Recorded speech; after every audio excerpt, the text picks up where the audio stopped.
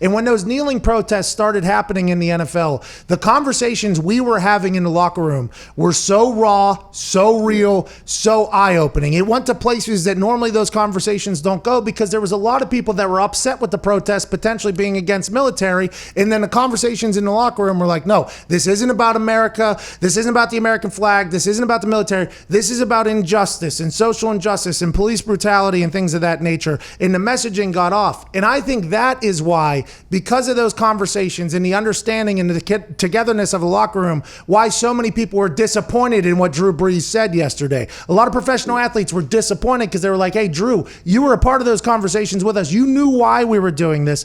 To push that narrative of what it wasn't, I think that is, do you concur with that? That is why so many people were disappointed with Drew Brees? Yeah, and Pat, you can have those conversations in that locker room because you have relationships. You've worked with guys, you've sweated with them, you've bled with them, and you've had those conversations. You're not just someone that passes each other on the street. You're in the brotherhood in the locker room. So you can go deep and you can talk about it and you understand it. So then it becomes, okay, I might not agree with everything you say. And I might not be on board with every little detail, but you know what? I understand where you're coming from, and we can attack this together. And I think that's where so many guys on the Saints were hurt. They felt like we did understand this, and let's attack this together. So I don't want to make this all about Drew Brees right now, but literally this is kind of a focal point of society at the moment, because you have all these people coming together.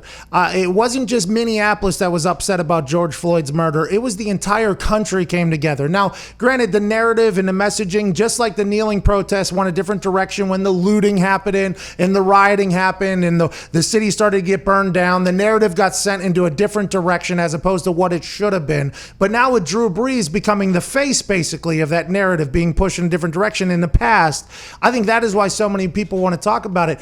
What would you say to Drew Brees if you were to talk to Drew Brees right now? Because he came out with an apology this morning. He said he's going to sit and listen and learn. What is something that you would say to him? Because you are a very important voice in this world, Mr. Dungy. Well, first of all, I would accept that apology, and I would say thank you, Drew, for making that apology. And let us sit down and listen and learn, and let's revisit that conversation.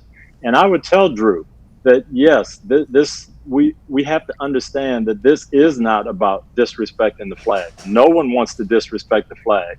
No one feels like violence out there and protesting and throwing bricks through windows is proper. So no, let's not sidetrack the issue. But here's what it's about, Drew. And I would speak to Drew as a friend, and hopefully some of those guys on that team have done that and said, you know what? We all had people in the military.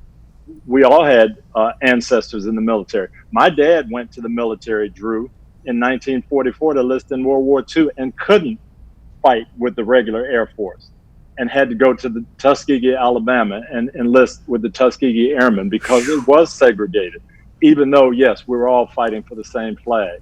And when my dad came back from that war and wanted to take his first teaching job in Washington, D.C., where that flag flies, he wasn't allowed to ride the bus in certain places. He wasn't allowed to teach in certain schools. So there's some hurt there that goes beyond the flag. And my dad was a veteran.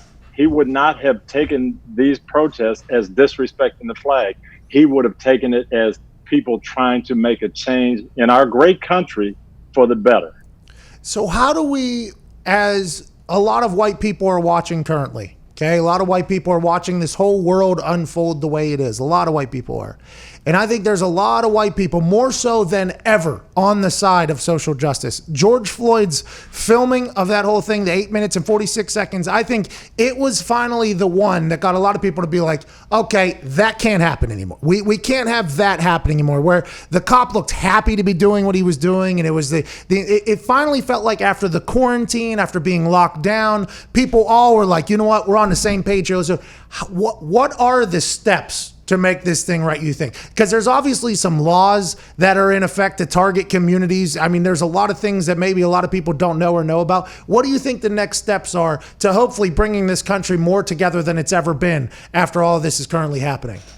Well, Pat, we've had discussions about this. We had discussions in the NFL about diversity and everything. And my message is always, this has to be heart changes. And this has to come from the inside of us doing exactly what you're saying, you know what, this cannot happen.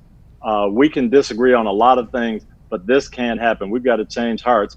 And I'm a very strong spiritual person. I believe in Christianity. I believe in the Bible. And to me, Pat, I've always said, the Apostle Paul said in Romans, we cannot get overcome by evil.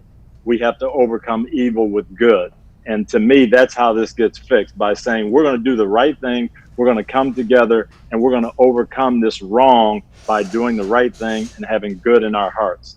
Who has to have those conversations, you think, Tony? Who? We all have to have them. We have to have Drew Brees saying what he said. I don't downgrade Drew for that. Okay, that's what he said. He may not totally understand. It may have been not exactly the way he wanted to express it, but he can't be afraid to say that. And we can't be afraid to say, okay, Drew, I don't agree with you, but let's talk about this and let's sit down and talk about it. We can't just say anytime something happens that we don't agree with, hey, I'm done with that and I'm done with this person, and that doesn't make sense.